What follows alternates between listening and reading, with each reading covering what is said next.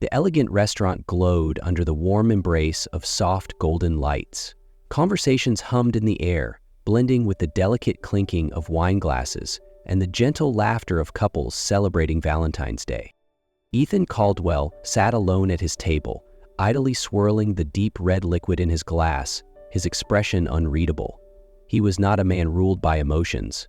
His life was meticulously designed, much like the architectural masterpieces he created, structured, precise, devoid of unexpected variables. But tonight, fate had other plans. As he lifted his glass to take a sip, his gaze wandered across the room, and in that instant, his entire world stopped. There, sitting gracefully at a table in the corner, was a woman with soft brown hair and a radiant smile. Claire Evans. Ethan's breath hitched. 3 years had passed and he had convinced himself that she was nothing more than a memory buried beneath blueprints and relentless projects. Yet here she was, unchanged, still exuding that warmth, that effortless charm that had once unsettled his carefully structured world. But it wasn't just Claire that left him frozen in place. Seated beside her were 3 children. 2 boys dark-haired with piercing blue eyes, eyes that were unmistakably his own, and a little girl, delicate yet fierce, her round eyes a perfect mirror of Claire's. Ethan's grip tightened around his glass, his pulse pounding against his ribs. They looked like him. A cold wave of realization swept over him. 3 years, 3 children, and he had never known they existed. The tightly woven fabric of his perfectly controlled life had just unraveled in an instant. Ethan's heart pounded violently as his eyes remained fixed on the 3 children. Every detail of their faces was too familiar, too precise to be a mere coincidence. The once cozy restaurant now felt suffocating. The hum of conversation around him blurred into static, drowned out by the deafening realization gripping his mind. He couldn't sit still any longer. Ethan pushed back his chair and strode across the room, ignoring the curious glances of other diners. Each step felt heavier, as if the weight of his past mistakes had suddenly settled onto his shoulders. His pulse thundered in his ears. Claire was smiling gently at the children, tucking a loose strand of hair behind the smallest girl's ear. But the moment her gaze lifted and met his, that smile vanished. Their eyes locked, and for a fleeting second, everything else ceased to exist. Ethan opened his mouth, searching for words, but his throat was dry.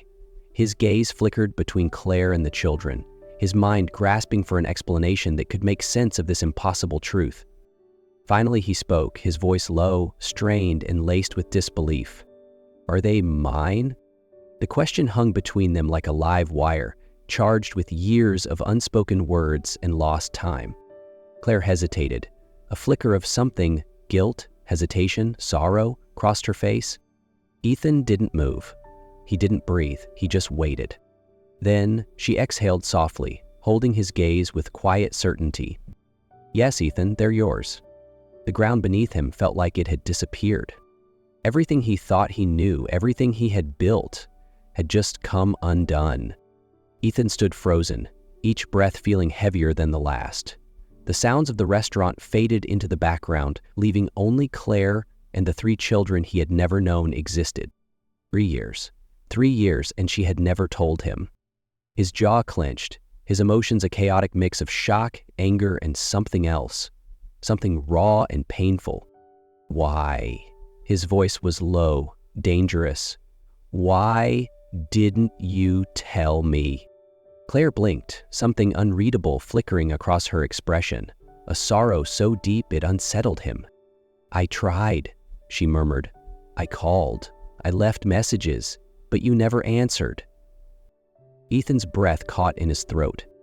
The missed calls, the unread messages. He had assumed she was just reaching out in desperation, trying to hold on to something that had already crumbled. He had shut her out before she could even speak. A cold weight settled in his chest. This was his fault. His gaze flickered to the children. One boy watched him with cautious curiosity, the other more guarded. The little girl clung to Claire's sleeve, her wide eyes wary. 3 years, 3 children, 3 lives he had unknowingly abandoned. Ethan swallowed hard, guilt pressing against his ribs. I want to meet them. His voice was firm, unwavering. Claire crossed her arms, her brown eyes sharp with warning. It's not that simple, Ethan. They don't know you. You can't just walk in and claim to be their father. Ethan narrowed his eyes. They are mine. Claire exhaled slowly. She studied him for a long moment before nodding. Tomorrow, the park, noon. It wasn't acceptance, it was a test. And this time, he couldn't fail. Ethan stood at the entrance of the park, hands tucked into the pockets of his coat, willing his heartbeat to steady. Children ran past him, laughter filling the crisp afternoon air. This was not his world, a place of chaos, of unpredictability, of emotions running free. Yet today, he had no choice but to step into it. And then he saw them. Claire was walking toward him, her posture composed but guarded. Beside her, 3 small figures moved in sync. Lucas was the first to notice him. The dark-haired boy with bright, curious eyes grinned and bounced on his feet. Mom, is that the guy from last night? Claire sighed. Lucas, we talked about this. Ethan crouched slightly, offering a small smile. Yeah, that's me. Lucas tilted his head. Who are you? The question hit harder than Ethan expected. He glanced at Claire, but she remained silent. This was his moment. He turned back to the children, his voice steady but gentle. I'm Ethan, and I'd really like to get to know you. Lucas squinted at him as if measuring the weight of his words, then gave a small nod, an unspoken, okay, we'll see. But Noah was different. The older boy stood with his arms crossed, his deep blue eyes, Ethan's eyes, studying him with quiet suspicion. Why are you here? Noah's voice was sharper, more guarded. Ethan swallowed. Because I wanted to meet you.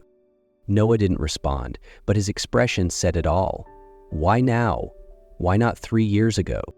Ethan knew earning his trust wouldn't be easy. The silence between them stretched until a soft voice cut through it. Mommy, I'm thirsty. The smallest of the 3, Ella, clung to Claire's hand, her voice barely above a whisper. Claire reached into her bag for a water bottle, but before she could twist off the cap, Ethan extended his hand. I got it. Claire hesitated, then handed him the bottle. Ethan crouched slightly, holding it out to the little girl. Here you go. Ella stared at him for a long moment before reaching out and taking it, with small, delicate hands. It was a tiny gesture, but in that moment, it felt monumental. Noah still didn't trust him. But Lucas was willing to give him a chance, and Ella no longer looked at him like a stranger. It was a start. Ethan never thought a simple meeting could leave him feeling so exhausted. But he didn't stop. The next day, he returned to the park, then the day after that, and the one after that. At first, Claire kept her distance, watching from afar. She didn't interfere, but she didn't make things easier for him either. This was his battle to fight. Lucas was the easiest. The boy was a ball of energy, always dragging Ethan into new adventures, racing, climbing, exploring. Lucas embraced Ethan's presence without hesitation.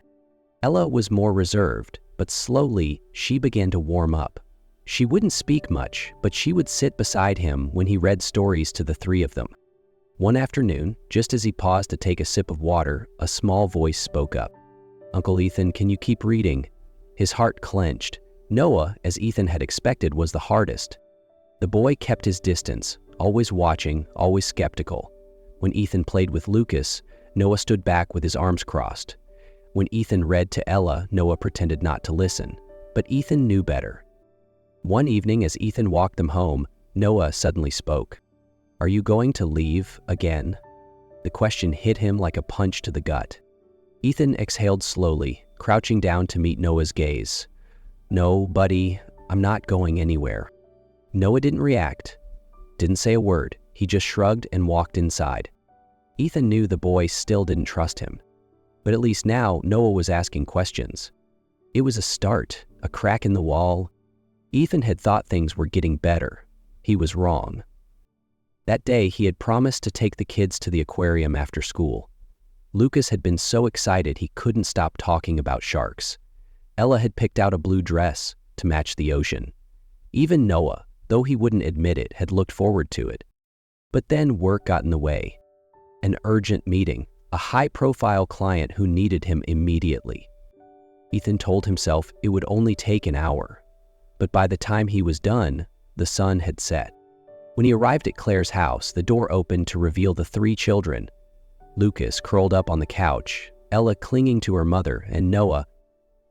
Noah looked at him with an expression Ethan would never forget. Cold, disappointed. "You promised." Noah's voice wasn't loud, but it was heavy. Ethan opened his mouth, but no excuse would be enough. Noah's hands clenched into fists. "You're just like before." Claire crossed her arms.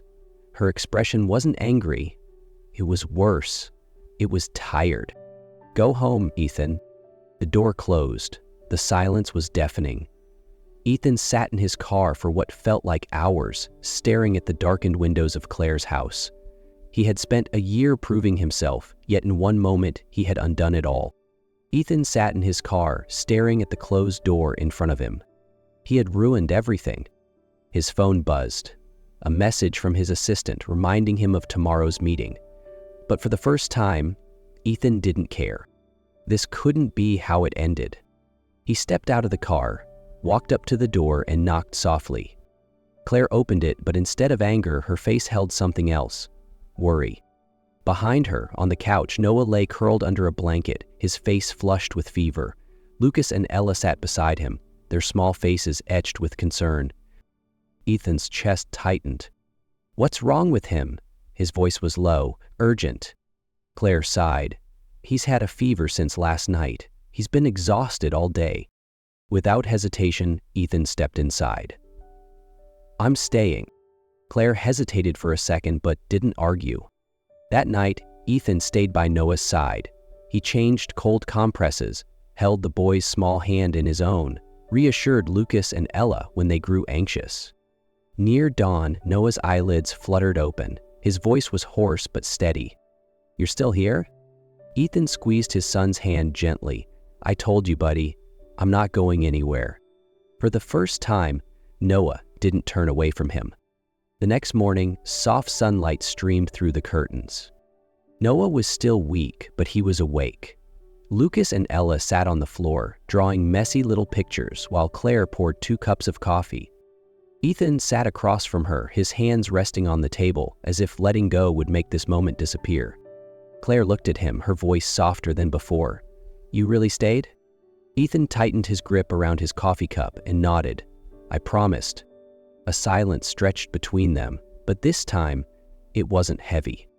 Finally, Claire sighed, as if letting go of something she had been holding on to for too long. "Stay for breakfast." For a second, Ethan was caught off guard. This wasn't forgiveness. It wasn't a promise of anything beyond this moment. But it was a chance, and this time, he wasn't going to waste it. In the days that followed, Ethan kept showing up, not with promises, but with actions. He arrived early to help take the kids to school. He waited patiently for Noah to let him in, and one day, as they were leaving the park, the boy unexpectedly reached for his hand. It lasted only a moment, but it was enough. One evening, after walking the kids home, Ethan hesitated at the door. Claire looked at him, something softer in her gaze. "I don't know what the future holds," Ethan murmured, "but I know one thing. I'm never leaving again." Claire didn't answer right away. Then, slowly, she smiled. A real smile. "I know." And for the first time, when the door closed, Ethan didn't feel like he was being shut out. For the first time, he felt like he had finally found his way home. A year had passed. Ethan was no longer the man he used to be, the man trapped in work, ruled by fear. Now he was a father. He knew how to tie Lucas's shoelaces, that Ella needed a bedtime story to fall asleep, and that Noah would never openly say he needed him, but the silent nods, the quiet moments sitting together, were proof enough that he did. But there was still one thing left to do. He had to make things right with Claire. That evening, Ethan took Claire to the beach, the place where they had made some of their happiest memories. She stood quietly, watching the waves roll in, her expression distant yet serene. "Do you remember the first time we came here?" Ethan asked, his voice gentle. Claire smiled softly. "How could I forget?" Ethan took a deep breath before turning to face her. "I lost you once, and for the longest time I told myself it was for the best, that work, success, and control were all I needed. But I was wrong, Claire. I was so wrong. You were my home, and I walked away from it. I won't make that mistake again." Claire's breath caught in her throat as Ethan knelt down, a small velvet box in his hands. "I'm sorry for the pain I caused you. I can't change the past, but I want to spend my future making it up to you. Claire Evans, will you marry me?" Tears shimmered in Claire's eyes, but this time they weren't from pain. They were from joy. Yes. 3 months later, under the golden glow of a sunlit garden, Claire walked towards Ethan in a simple yet elegant white dress, their children standing by her side. Lucas beamed, Ella waved excitedly, and Noah, though trying to appear composed, couldn't quite hide his smile. As Ethan kissed Claire, the children erupted into cheers. This time, they were truly a family. And that was the story of Ethan, Claire, and their journey to becoming a family again. What do you think? Do you believe people can truly change for those they love? Let us know your thoughts in the comments below. If you enjoyed this story, don't forget to like, share, and subscribe to the channel for more heartwarming stories. Hit the notification bell so you never miss an update. Thank you for watching until the very end. See you in the next story.